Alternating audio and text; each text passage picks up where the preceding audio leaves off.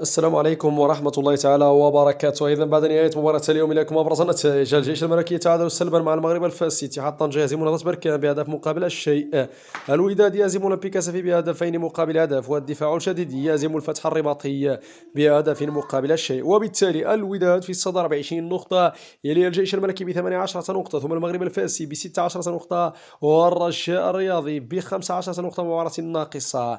في المركز الخامس النادي المكناسي ب12 نقطة، لكل من نهضة بركان وأولمبيك تشيرا ب11 نقطة، لكل فريق مباريات ناقصة للنهضة البركانية. الدفاع ب9 نقاط من 8 جولات، نهضة ماملة 8 نقاط أيضا، اتحاد طنجة 8 نقاط أيضا، الكوكب المراكشي ب7 نقاط مناصفة مع الفتح الرباطي في المركز ال11.